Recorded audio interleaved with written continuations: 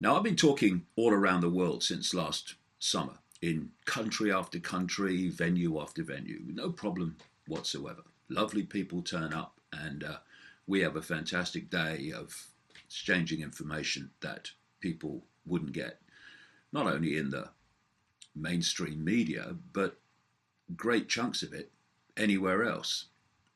So it's all been great. And then, before I was due to speak in Manchester 2 weeks ago, out of nowhere came this communication by an organisation called Campaign Against Anti-Semitism, headed up by this guy, Stephen Silverman. He calls himself, whoever hell he is. And they informed the venue, the O2 Apollo in Manchester, that I was a modern day anti Semitic hate preacher who was going to basically attack Jewish people. And that I was saying that what Hitler did was based on, well, in effect, good reason. It was a shocker, even by the history of such organizations who think it's fine to throw mud in all directions in the hope that it will stick.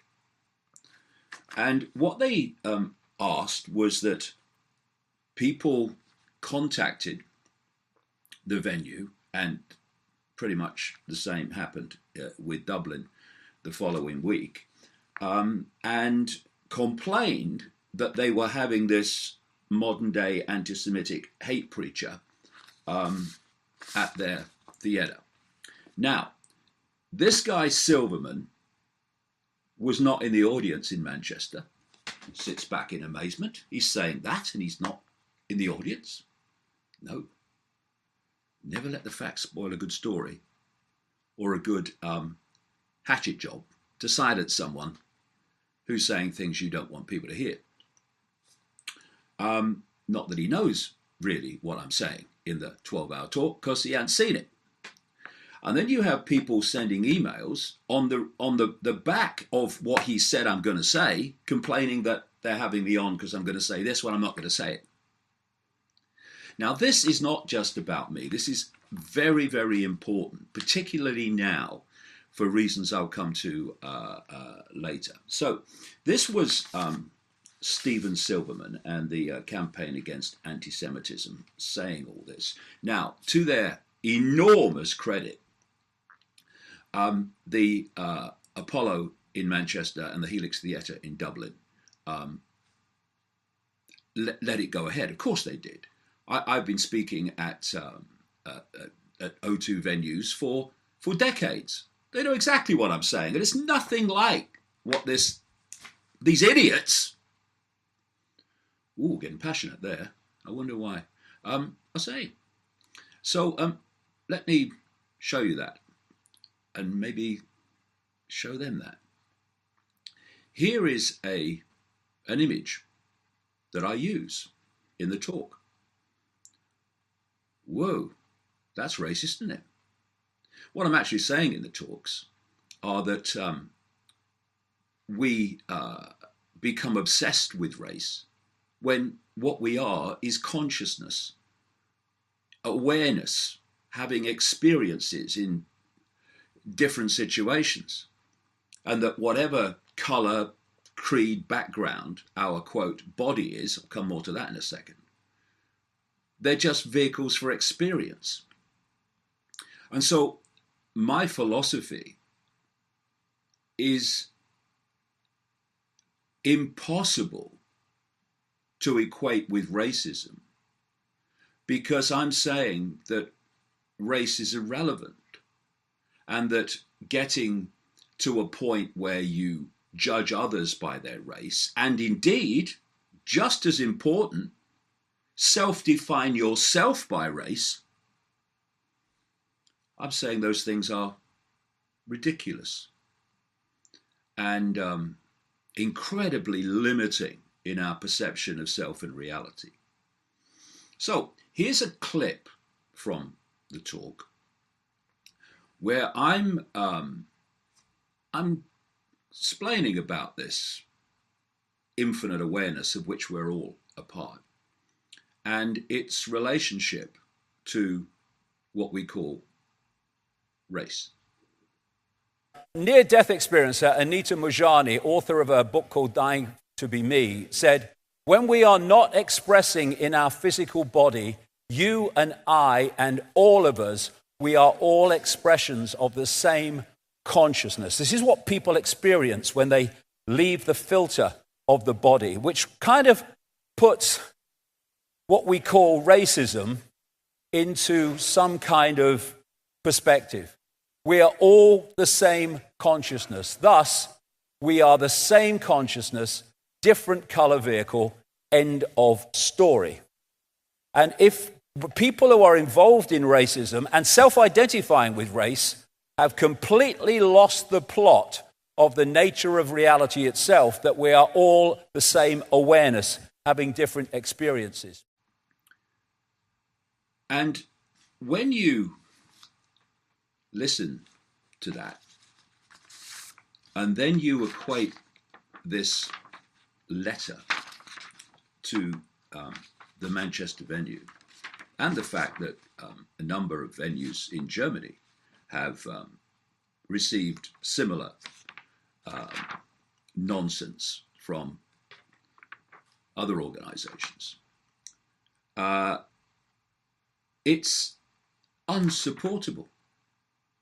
And I go further. In the talk, I'm looking at the nature of physical reality. Because what is race? How do people define race? The genetic structure of the body, which is made up, we're told, of atoms. So there must be such a thing as races in the real world, because you've got different types of bodies made up of different atoms. Of course, atoms are solid, therefore the body must be solid. There's race for you. Except that the body is not solid, and atoms are not solid. Atoms have no solidity. And therefore, the whole basis of race, which is a physical body, is an illusion. And here's part of the talk where I'm explaining that. So, this is an atom. Now, atoms make up the physical world. I read it somewhere. They make up the body. Now, there's a nucleus and there are electrons flying around, etc. Now, the distance between the nucleus and the particles within that atom are only as they appear to be on the screen, because I have to get the atom image on the screen. The distances in reality are fantastically greater. Now, let's just deep breath. The atoms are supposed to make up the physical world and the physical body. You know, the body that people are always talking about identifying with their race or attacking someone else's race? That body, you know that one? Well, let's have a look at what it really is. If the nucleus of the atom were the size of a peanut, the atom would be about the size of a baseball stadium. If we lost all the dead space, the non-physical space, quote, inside our atoms, we would each be able to fit into a particle of dust, and the entire human race would fit into the volume of a sugar cube.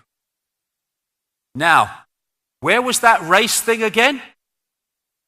I'm a white supremacist particle of dust, I am. And I'm a Jewish particle of dust. And I'm a Muslim particle of dust. What a nonsense it is. We have race wars. We have racism. We have self-identity with race that defines people's entire life and reality. And they're particles of dust. They're not even that, because if you go deeper to the particle of dust, there'll be no solidity to that either. It's all illusion. And they want to stop me speaking because I'm racist. What?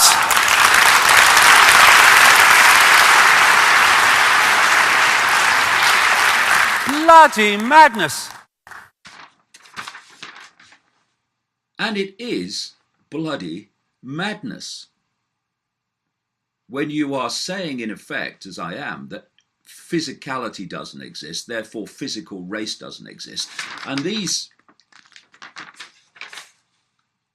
people are saying, I'm a hate preacher preaching racism. And there's something else they do. They ask anybody who was in the audience in Manchester who witnessed the performance to email them describing what happened. What they were expecting, of course, in their stunning levels of ignorance. Oh, he said this and he said that. No. They were inundated with emails from members of the audience. I know that because a lot of them forwarded copies on to us, with people saying, he never said any of that stuff you said he was going to say. He, in fact, said the opposite, talked about love, talked about everything being one consciousness, and that the divisions of labels, including race, are illusory nonsense. So, Mr. Stephen Silverman, are you going to apologize? Now you've been told that what you said I was going to say and tried to stop me speaking as a result is a nonsense. Are you even going to publish the emails from the audience so that people can see what I actually said?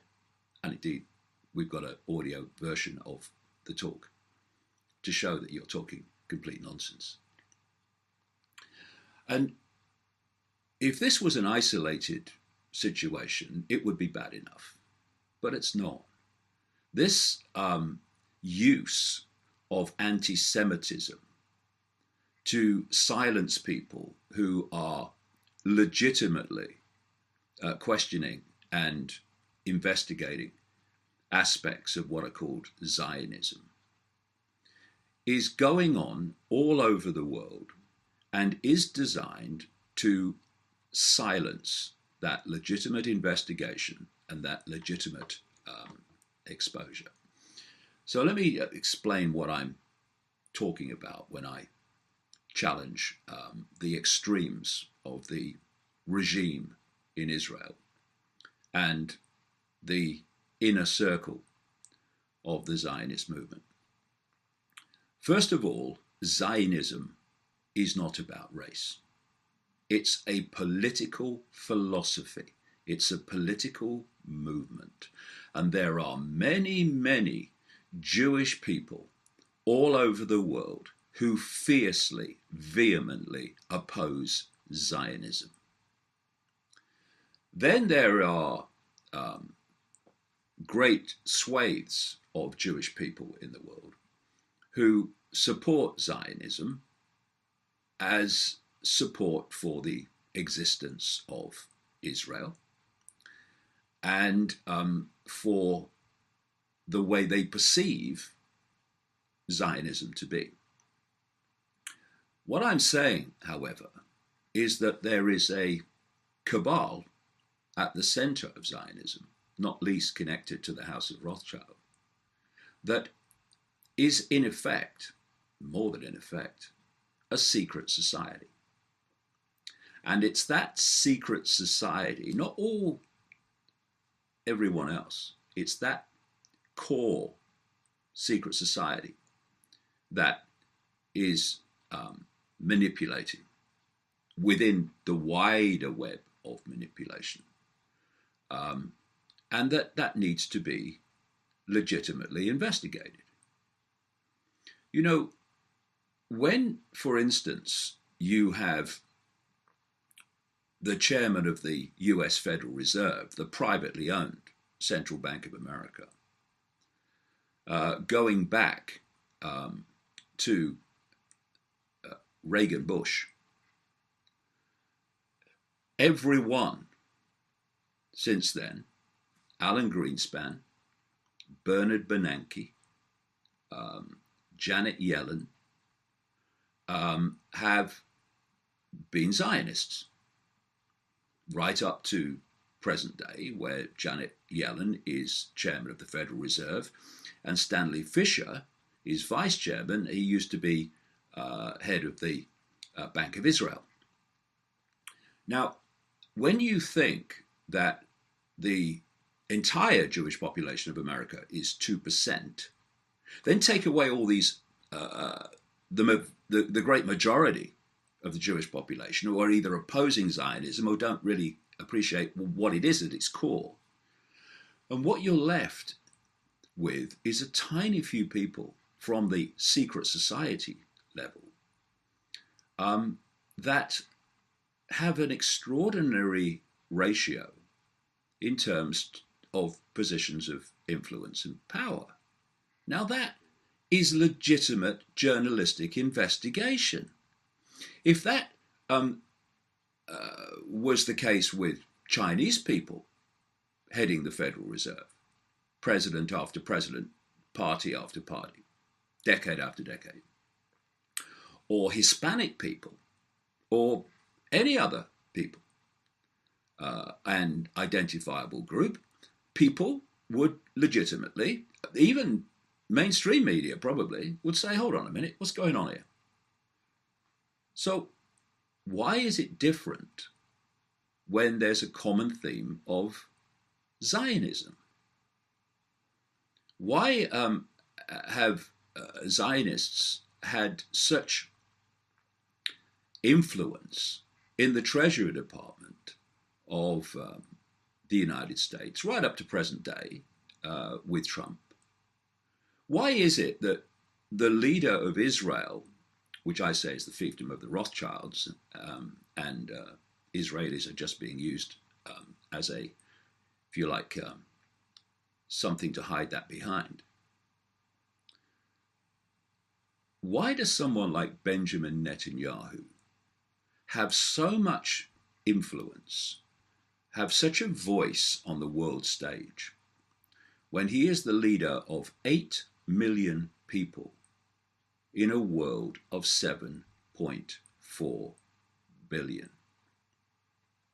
These are legitimate questions that any journalist worth the name would be asking. And if there are fair enough answers to it, then fair enough. But to say they can't be highlighted and can't be asked simply because groups of people systematically hurl anti-Semite at you whenever you question the actions of Zionism, not least in relation to Palestinians, and the actions of the Israeli government. But they seem to believe that they should, unlike everybody else, be immune to criticism and questioning. And this whole anti-Semitic network of accusers has actually been built up decade after decade after decade, not to protect Jewish people from prejudice. I condemn prejudice of any kind. It's another, when you come from the point of view that we're all one consciousness, prejudice of any kind on the basis of religion, race, whatever, is not just horrible, it's ridiculous. And the confirmation of ignorance about the nature of reality itself. But that's not what much of this "he's an anti-Semite, she's an anti-Semite" network globally is all about. It's about silencing legitimate investigation and questioning of the actions, behavior, and goals of the Zionist secret society.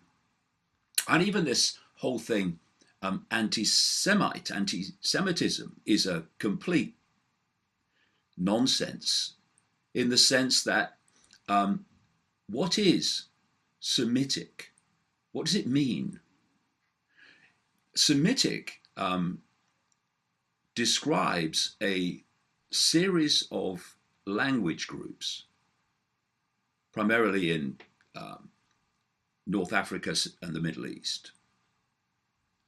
Going back a long, long time, the Phoenicians were Semites in the Semite language group. And the vast, overwhelming majority of people who speak one of the Semitic languages today are those that speak, irony of irony, Arabic. Even the very term, even the very label, is based on a complete misunderstanding. But this is the whole foundation of it. It's to turn anti-Semite into a term of abuse, and then hurl it in all directions at those people who are questioning the actions of Zionism. And here's a question. Why do people who say they're anti-hate behave with so much hatred? Why are people who say they're anti-racist so utterly obsessed with race? They see it everywhere. They self-identify with it. And they hurl then the term racist at people like me who are saying, actually, all of us, Arab, Jew, as we use the labels, middle-class Americans, Danish, South African, black, white, we're all the same consciousness having different experiences. You couldn't make it up, but you don't have to, because they do. And we have an organization like operating out of America and globally that calls itself the Anti-Defamation League. You know what it does? It goes around defaming people. In the same way we have anti-haters going out hurling hate at people. And anti-racists obsessed with race. And it's particularly important now for reasons of Donald Trump. I'm going to come to that in a second, but there's another couple of stories this week that kind of support what I'm saying here. This is one. Israel conference called off for security reasons after complaints from Jewish community. An academic conference to discuss the legitimacy of Israel has been postponed by an Irish university citing security reasons. What, there were threats of violence if it went ahead? Is that what that means? After complaints from the Jewish community labeling it a biased anti-Israel event. If it was an anti-American event, an anti-British event, even an anti-Irish event, no problem. So what's with the special treatment wherever you look? This is a legitimate question a journalist should be asking. The seminar was due to convene at University College Cork in March, but has been called off due to, quote, inadequate security infrastructure and staffing, amid reports of planned protests at the event. Anyone remembers free speech? You must be getting on then. The conference was entitled International Law and the State of Israel, Legitimacy, Responsibility and Exceptionalism. This is the second time the conference has been pulled due to security reasons. In 2015, the University of Southampton cancelled the event, citing similar reasons. However, members of the Irish for Israel organisation who contacted the Cork University asking them to cancel the event have claimed the move as a win. Oh, free discussion, free expression has been deleted. Whoa! Result.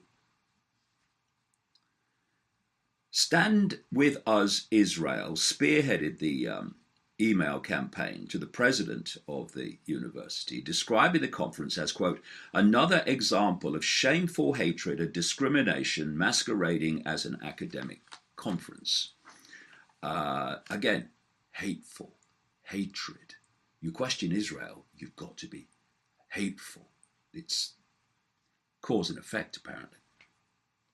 The group claimed the conference, quote, deliberately shuts out voices of those it doesn't agree with and seeks to push an hateful agenda. Hateful again. Now, I did just read that, didn't I? Let me do that again. The group claimed the conference deliberately shuts out voices of those it doesn't agree with, like Zionist organizations are doing to people all over the world whenever they challenge Israel. The hypocrisy is a shocker. Following the cancellation of the event, the University of Southampton organisers unsuccessfully challenged the decision in the High Court to be stopped from speaking in the Southampton University, and since then it has had difficulty securing a host for the conference, of course, because the hosts get contacted. They don't want the hassle. They've got backbones of jelly. They care more about their own personal situation than they do about freedom of speech, and so this is why these people can't have their discussion. But if it was a discussion about Israel in the opposite terms to what was being or planned to be discussed there, not a problem. And this is why what I'm talking about here is important. Because Donald Trump is the most vehemently pro-Israel, Israel right or wrong, president since Israel was created. They are going to be allowed to do basically whatever they like without resistance from the United States. And we're already seeing it, and they know that's the case. We have had, since Trump was elected, never mind inaugurated, announcements of more and more building of Israeli settlements, thousands and thousands of buildings in occupied Palestinian land in the West Bank and East Jerusalem. And we are seeing Israel, its leaders, becoming more and more belligerent and up yours since Trump won the election. This is the Prime Minister Netanyahu this week. Israel PM, new settlements, just a taste of things to come in Trump era. Israeli Prime Minister Benjamin Netanyahu says that the latest settlement approval is just a taste of the new measures, which will be taken now that Barack Obama is no longer US president. Quote, "We are leaving the period. The building approval was a taste. We are going to be doing many things differently from now on. said Netanyahu while addressing the Israeli parliament on Wednesday. The Israeli approval for these new settlements came 2 days after a phone conversation between Trump and Netanyahu in which regional issues were discussed, and the Israeli Prime Minister was invited to Washington in February. Despite recent resolutions against the illegal settlements, the United Nations Security Council refrained from taking any measures against the move following a closed-door meeting held on Wednesday. And the resolution that went through condemning these Israeli settlements in Palestinian-occupied land only went through in the last breaths of the Obama regime because, for the first time, the United States abstained and didn't veto such a resolution.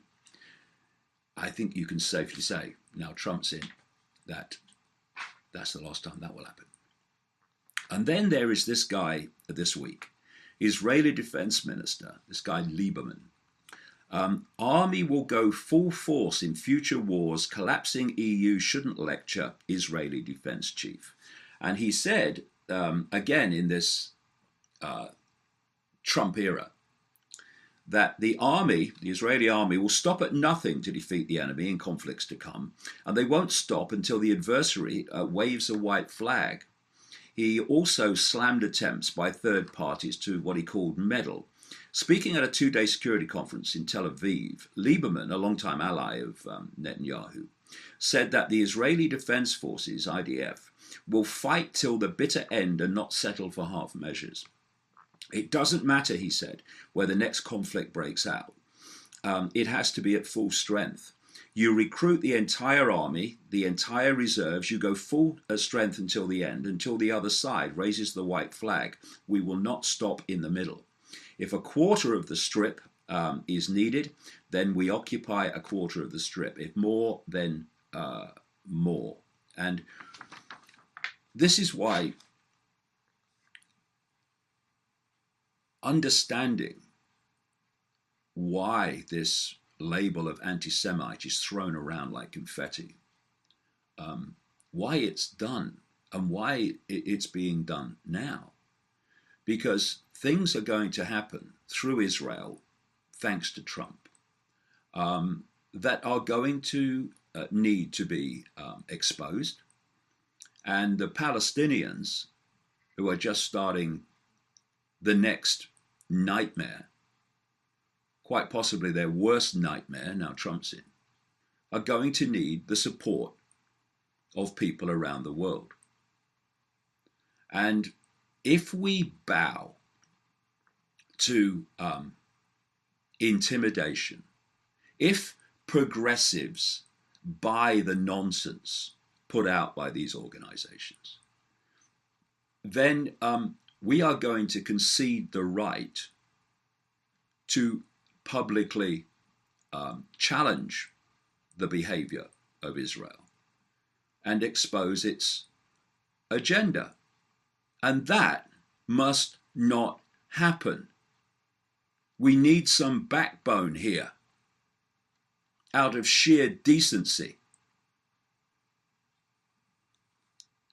And so, Mr. Stephen Silverman, publish the emails from the audience in Manchester. Apologize for the grotesque misrepresentation of what I am saying in these talks. And to everyone else, yes, there are people who are racially anti-Jewish. There are people who are racially anti-Muslim, racially anti-black, anti-Hispanic, anti-Asian. Of course those racists exist. They're idiots. But we must not allow those who are genuinely trying to uncover what's going on in the world and why to be tarred with them and thus silenced in the name of nonsense like this.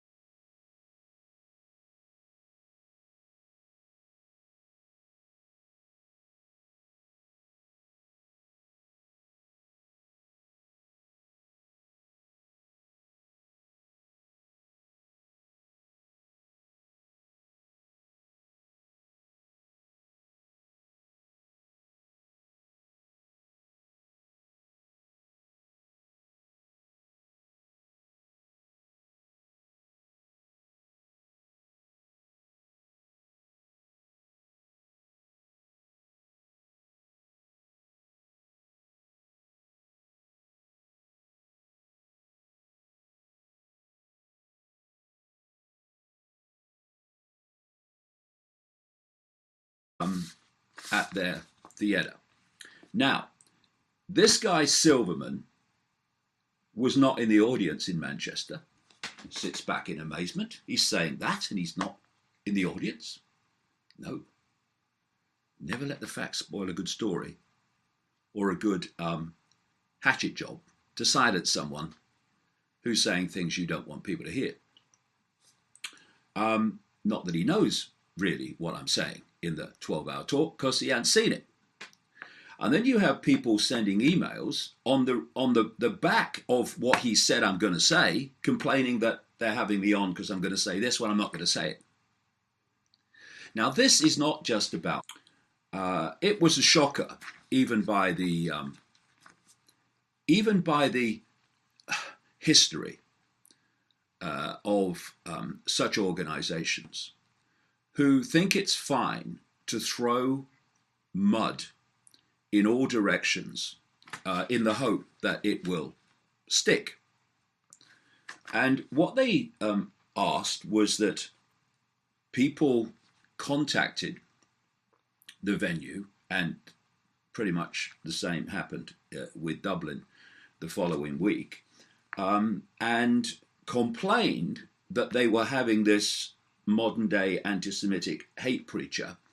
Now, I've been talking all around the world since last summer, in country after country, venue after venue, no problem whatsoever. Lovely people turn up, and we have a fantastic day of exchanging information that people wouldn't get, not only in the mainstream media, but great chunks of it anywhere else. So it's all been great. And then before I was due to speak in Manchester 2 weeks ago, out of nowhere came this this communication by an organization called Campaign Me. This is very, very important, particularly now, for reasons I'll come to later. So this was Stephen Silverman and the Campaign Against Anti-Semitism saying all this. Now, to their enormous credit, the Apollo in Manchester and the Helix Theatre in Dublin let it go ahead. Of course they did. I've been speaking at O2 venues for decades. They know exactly what I'm saying, and it's nothing like what these idiots. Ooh, getting passionate there. I wonder why.